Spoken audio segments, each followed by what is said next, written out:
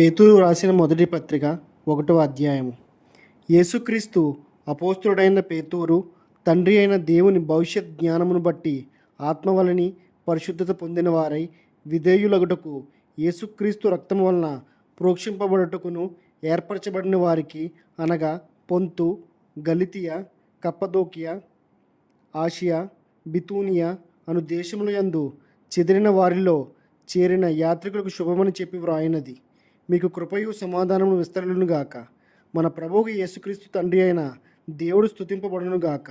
మృతులలో నుండి యేసుక్రీస్తు తిరిగి లేచుట వలన జీవముతో కూడిన నిరీక్షణ మనకు కలుగునట్లు, అనగా అక్షయమైనదియు నిర్మలమైనదియు వాడబారినదియునైన స్వాస్థ్యము మనకు కలుగునట్లు, ఆయన తన విశేష కనికరము చొప్పున మనలను మరలా జన్మింపజేసెను.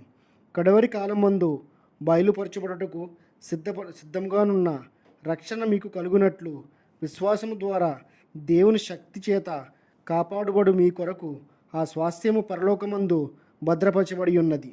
ఇందువలన మీరు మిక్కిలి ఆనందించుచున్నారు. కానీ అవసరమును బట్టి నానా విధములైన శోధనల చేత ప్రస్తుతమున కొంచెం కాలము మీకు దుఃఖం కలుగుచున్నది. నశించిపోవు సువర్ణము అగ్ని పరీక్ష వలన శుద్ధపరచబడుచున్నది కదా.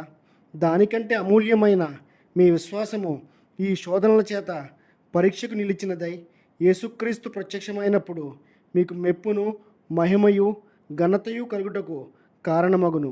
మీరు ఆయనను చూడకపోయినను ఆయనను ప్రేమించుచున్నారు.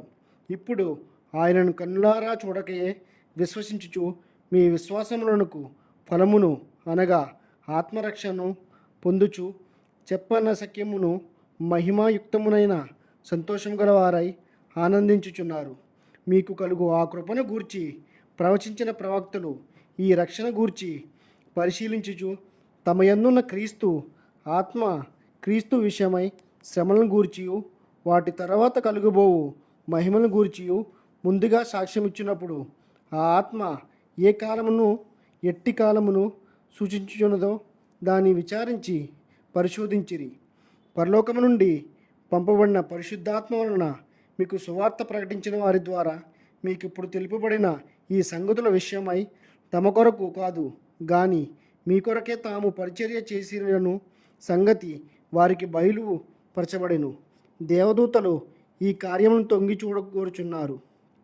కాబట్టి మీ మనస్సు అను నడుము కట్టుకొని నిబ్బరమైన బుద్ధి గలవారై యేసుక్రీస్తు ప్రత్యక్షమైనప్పుడు మీకు తేబడు కృపా విషయమై సంపూర్ణ నిరీక్షణ కలిగి ఉండేది.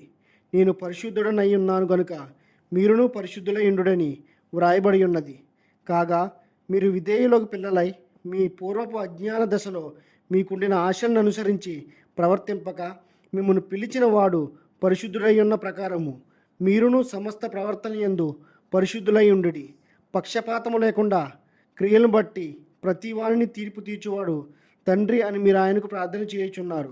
గనుక మీరు పరదేశులై ఉన్నంతకాలము భయముతో గడుపుడి. పితృపారంపర్యమైన మీ వ్యర్థ ప్రవర్తనను విడిచిపెట్టు ఉన్నట్లుగా వెండి బంగారముల వంటి క్షయ వస్తువుల చేత మీరు విమోచింపబడలేదు కానీ అమూల్యమైన రక్తము చేత, అనగా నిర్దోషమును నిష్కలంకమునగు గొర్రెపిల్ల వంటి క్రీస్తు రక్తము చేత విమోచింపబడితేనని మీరు ఎరుగుదురు కదా. ఆయన జగత్తు పునాది వేయబడక మునిపే నియమింపబడిన కానీ తను మృతులలో నుండి లేపి తనకు మహిమనిచ్చిన దేవుని ఎడల తన ద్వారా విశ్వాసులైన మీ నిమిత్తము కడవరి కాలము యందు ఆయన ప్రత్యక్షపరచబడెను. కాగా మీ విశ్వాసము నిరీక్షణయు దేవుని యందు ఉంచబడి ఉన్నవి. మీరు క్షయ బీజము నుండి కాక శాశ్వతముగు జీవము గల దేవుని వాక్యము మూలముగా అక్షయ బీజం నుండి పుట్టింపబడిన వారు గనుక నిష్కపటమైన సహోదర ప్రేమ కలుగునట్లు మీరు సత్యమునకు విధేయులవుట చేత మీ మనస్సులను పవిత్రపరచుకుని వారై ఉండి ఒకరినొకడు హృదయపూర్వకముగాను మిక్కటముగాను ప్రేమించుడి. ఎలయనగా సర్వ శరీరులు గడ్డిని పోలిన వారు, వారి అందమంతయు గడ్డి పువ్వులే ఉన్నది. గడ్డి ఎండును, దాని పువ్వును రాలును, అయితే ప్రభువాక్యము ఎల్లప్పుడూ నిలుచును. మీకు ప్రకటింపబడిన సువార్త ఈ వాక్యమే.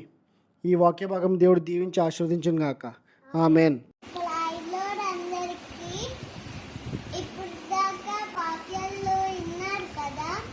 వినండి, మరి కొంతమందికి వినిపించండి. యూట్యూబ్ ఛానల్ షేర్ చేయండి, అలాగే సబ్స్క్రైబ్ కూడా చేయండి.